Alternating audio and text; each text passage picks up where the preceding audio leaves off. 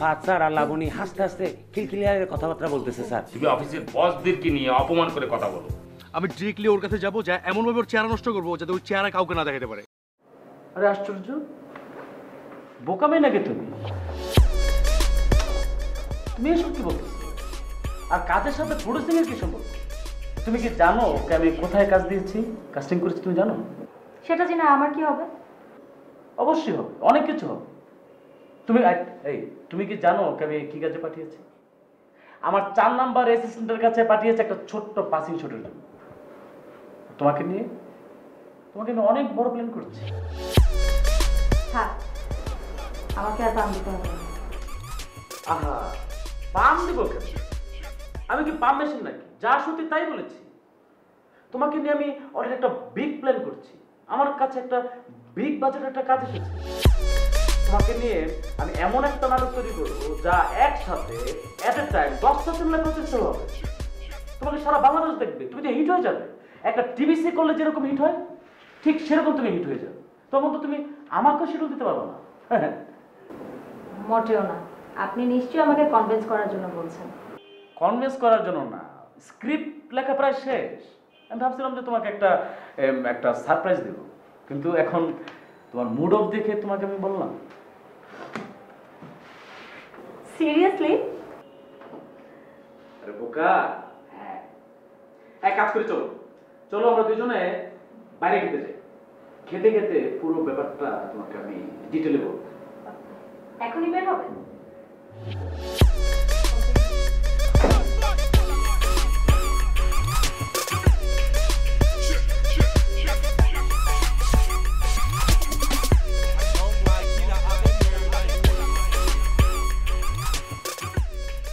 দুজনে রাজুর বাসায় গিয়েছিলাম দাওয়াত খেতে।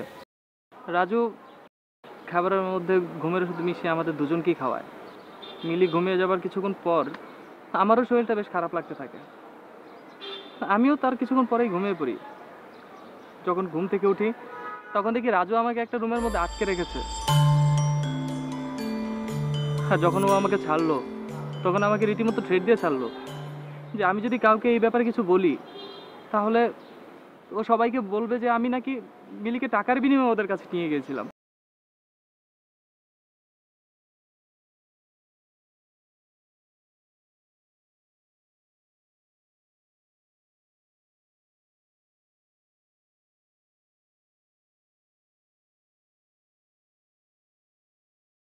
আর এখনো বাসি, এমনকি মিলির সাথে আমার বিয়ের কথাও শুরু হয়ে গিয়েছিল।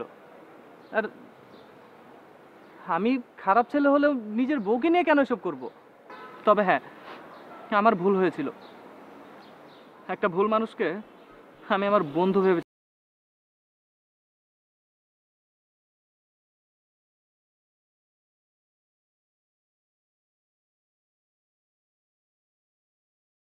পাওয়া যায় না। রাজু পরে আরো একটা মেয়ের সাথে সেম কাজ করতে গিয়ে পুলিশের হাতে ধরা পড়ে। তারপর ওর 3 মাসের জেলও হয়েছিল। আর জেলে থাকা অবস্থায় ওর ক্যান্সার ধরা পড়ে। কিছুদিন আগেও মারা যায়।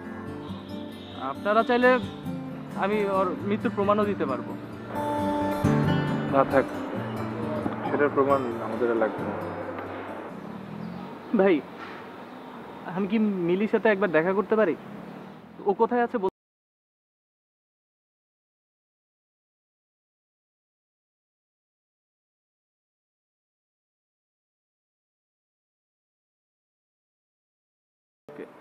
আমি ওর কাছে জাস্ট শেষবারের মতো বলতে চাই যে আমি ওর কাছে মাপ চাইতে চাই।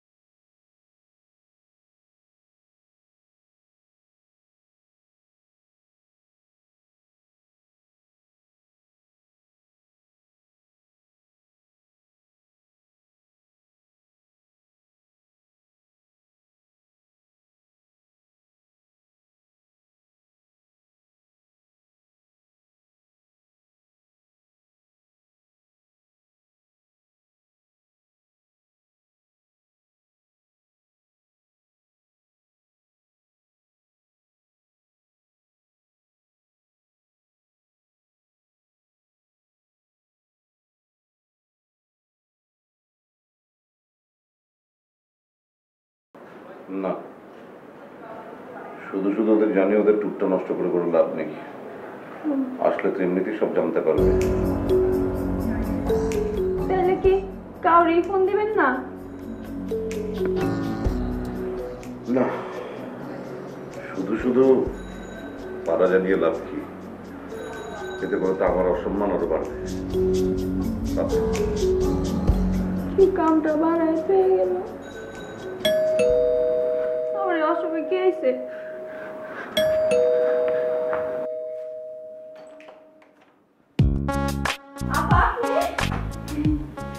এত অবাক হওয়ার কি আছে? না মানে আপনি তো কইছেন আর আপনি বাইক ফিরবেন না। তাহলে তুই খুশি হতি? না খুশি আর কি আছে, আপনার কষ্টে আমি আজকে রান্দা অবশ্যই নেই। ভাবছি 40 দিন এই বাড়িতে রান্দা হইব না। আপনি পাখি, ভাত বহাইতে যাইতেছে। আমি জানতাম তুমি আমাকে ছেড়ে থাকতে পারবে না। তুমি নিশ্চয়ই ভেবেছিলে যে স্বামীর হাত ধরে আমি তোমাকে ছেড়ে চলে গেছি। পাখি এরকম কথাই বলছিল, কিন্তু আমি বিশ্বাস করিনি। ও, তার মানে সবকিছুর মূলে হলো পাখি। হ্যাঁ, অযথা পাখির দোষ দিয়ে লাভ কি? আমরাই তো আসলে ওকে সেই সুযোগটা করে দিয়েছি আমাদের নিজেদের মধ্যে ওকে ঢুকিয়ে। শহীদ তোমার সাথে এই ব্যবহার করছে? আমি কি তাহলে মিথ্যা কথা বানায় করছি? বললাম তো।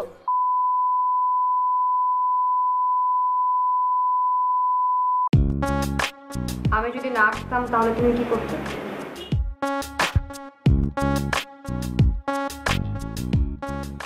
কি আর করতাম, তোমার বিরহে সারাটা জীবন পার করে দিতাম। সরি। কেন? ভেবেছিলাম তোমাকে কষ্ট দিব, তারপর মনে হলো যে ঠিক হবে না। ইটস ওকে, তুমি ফিরে এসেছো, আমার সব কষ্ট আনন্দে কনভার্ট হয়ে গিয়েছে। যাও ঘরে গিয়ে ফ্রেশ হয়ে নাও।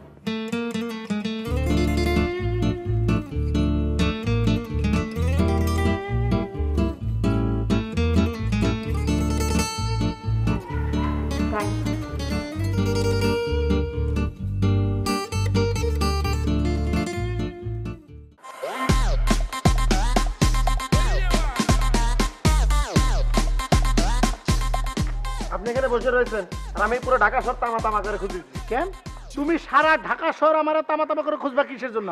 আমার কাছে ফোন আছে না, তুমি বুদ্ধি করে আমার একটা ফোন দিবা। তোমার মাথায় তো বুদ্ধি আছে। আমি কি আপনারে কম ফোন করার ট্রাই করেছি? আপনার তো মোবাইলে কলই ঢুকতেছিল না। কি ফোনে কল ঢুকতেছিল না মানে? না ঢুকাতো ইয়া, আমার মোবাইল তো উড়োজাহাজ মোডে দাও, উড়োজাহাজ না এরোপ্লেন মোডে দেওয়া, সেই জন্য তুমি আমার পাও নাই। সরি। আচ্ছা তোমার শুটিং কেমন হলো সেটা বলো। মামা আমি আর জীবনে অ্যাক্টিং করব না মামা। কেন তুমি অ্যাক্টিং করবে না? কিসের জন্য? কি হয়েছে তোমার? মনে করলে অনেক কিছু, না মনে করলে কোনো কিছু না। গেলাম শহীদ ভাই সেটা কাজ করতে, তা কাজটা তো শহীদ ভাই করছেই না, কিটা না কিটা বানাচ্ছে তাও চিনতে পারলাম না।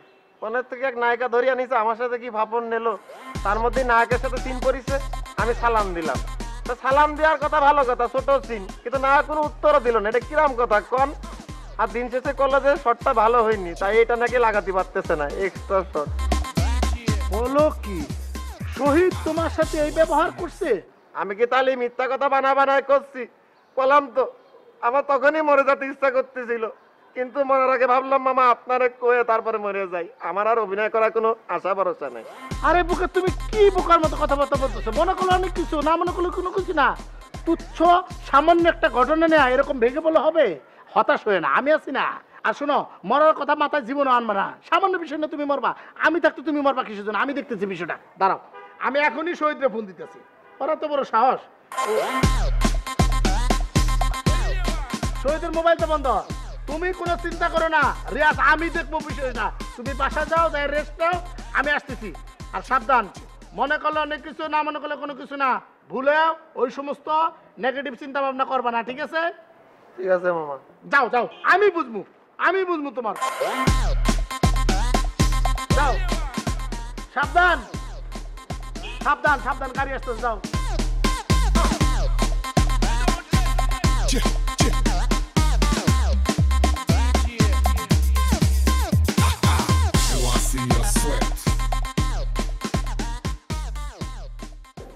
কাজ কেমন চলছে লাবণী? জি স্যার, ভালো। আচ্ছা, আপনার যদি কোনো টাকা পয়সা আবার লাগে আপনি প্লিজ আমাকে ইনফর্ম করবেন, আমি অ্যাকাউন্টসকে বলে দেবো। আর আগে বোধহয় আপনাকে কিছু অ্যাডভান্স দিয়েছি। জি স্যার, শিওর স্যার। আমার যে কোনো ফিনান্সিয়াল প্রবলেমে আমি ইনফর্ম করবো স্যার। এর আগে আপনাকে যে যে অ্যাডভান্সগুলো আমরা দিয়েছি সেগুলো আমরা বেতন থেকে আস্তে আস্তে কেটে নেব। কিছু ভাউচার আপনি সাইন করে দেবেন please. G sir, sure sir. আমার যে কোনো ফিনান্সিয়াল প্রবলেমে আমি ইনফর্ম করবো স্যার। সব সময় জানালে তো কোম্পানি আর সলভ করতে পারবে না। সব সময় জানালে হয়তো বা মাঝে মধ্যে আমি সলভ করতে পারবো, সেটা আমার পার্সোনাল খাত থেকে যাবে। এনিওয়ে তারপর জানাবেন, কোনো সমস্যা নেই। এখন তো আপনার ওই ধরনের বড় কোনো অ্যামাউন্ট লাগছে না। জি স্যার, থ্যাংক ইউ স্যার। আসলে স্যার আপনাদের মতন বস পাওয়া আমার 7 জন্মের সৌভাগ্য স্যার। আমি সারা জীবন আপনাদের সাথে কাজ করতে চাই স্যার। আর হচ্ছে আপনাদের মতন ভালো মানুষ যদি না থাকতো তাহলে আজকে পর্যন্ত পৃথিবী থাকতো না, অনেক আগে ধ্বংস হয়ে যেত। লাবণী, আমি আপনার কাছে আমার কোনো বিজ্ঞাপন চাইনি। আমাকে নিয়ে কোনো বিজ্ঞাপন বানাতে হবে না। আপনি মার্কেটিং সাইড দিচ্ছেন না, অন্য একটা সাইড দিচ্ছেন। কাজটা মনোযোগ দিয়ে করলেই হবে। যাই হোক, ইটস মাই প্লেজার। আমি একটু ফ্যাক্টরিতে যাব।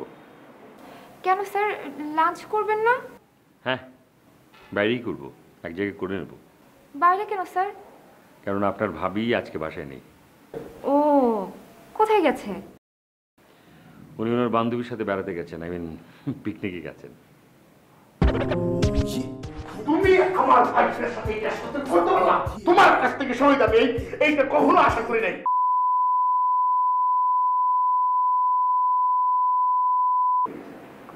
আচ্ছা স্যার, আমি কিন্তু লাঞ্চ নিয়ে এসেছিলাম, আপনি চাইলে আমার সাথে লাঞ্চ করতে পারেন। লাঞ্চের আইটেম কি জানতে পারি? স্যার, 2টা আটা রুটি আর লাবড়া। সরি স্যার, আটা রুটি 2টা আর লাবড়া। দুইজনকে কি এই খাবারটা ভাগ করে খেতে হবে? জি স্যার, আপনি চাইলে আমরা দুজন এটা শেয়ার করে খেতে পারি। স্যার, আটা রুটি লাবড়া হেলথের জন্য খুবই ভালো, খেলে অনেক হালকা হালকা ফিল হবে স্যার, বেটার ফিল হবে। আপনার কথা শুনে তো এখনই আমার নিজেকে হালকা হালকা মনে হচ্ছে। কিছু মনে না করলে লাবণী, মানে আমি বলছিলাম কি যে এই খাবারটা যদি সংরক্ষণ করে রাত্রি পর্যন্ত রাখা যায় তাহলে কি বেশি সমস্যা হবে? মানে আমাদের এখানে ফ্রিজ আছে, মাইক্রোওভেন আছে, চাইলে একটু রাতে গরম করে খেয়ে নিলেন বা বাসায় যেয়ে খেয়ে নিলেন। Okay sir. মানে আপনি আমার সঙ্গে লাঞ্চে গেলেন, আপনি চাইলে ওখানকার খাবার দিয়েও আপনি ডাইট করতে পারেন। যেমন ওখানে ভালো সালাদ আছে, আপনি সালাদ খেলেন আর আমি কাচ্চি খেলাম। থাক স্যার, একদিন না হয় আমিও কাচ্চি খেতাম, একদিন ডাইট না করলে ইচ্ছে হবে। সমস্যা হবে না। চলুন।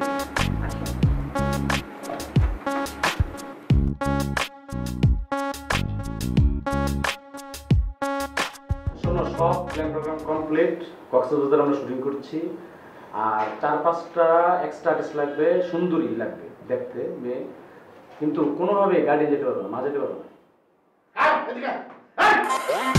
তুমি আমার ভাইয়ের সাথে এটা করতে পারলা? কেন ভাই, আমি এমন কি করেছি ভাই? মানে কোনো সমস্যা ভাই? আমি বুঝতে পারতেছি না। কিছু বুঝতে পারতেছ না? ওরা তুমি কোন ফেলে শুটিং এর জন্য বানাইছিলে সেটা বলো। ভাই আসলে ও তো মানে আমার সেটি তো ভাই আমার নাটকে ছিল, বুঝছে কি ভাই, মানে আমি তো একটু ফিজিক্যালি আনফিট, মানে অসুস্থ ফিল করছিলাম, তাই আমি হচ্ছে যে অ্যাসিস্ট্যান্টকে দিয়ে শুট করেছি। ভাই কোনো সমস্যা? সমস্যা মানে?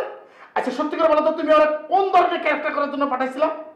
ভাই ও তো আসলে নতুন, তাই একটা ছোট্ট চরিত্র অভিনয় করেছি ভাই। ভাই জানোই তো, মানে ছোট ছোট চরিত্র করতে তো আসলে শিখবে সবাই, তাই না? এক্সপিরিয়েন্স অর্জন করবে।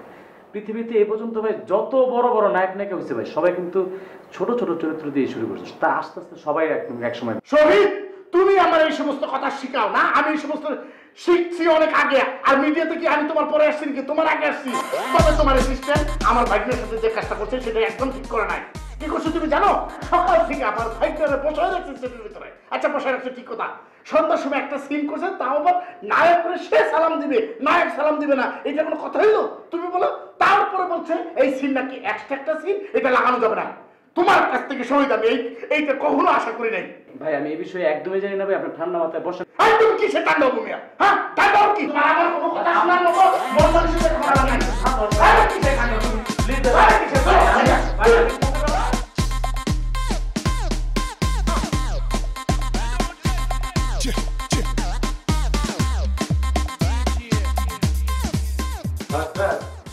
আসলাম আপনার সাথে একটু কথা বলতে।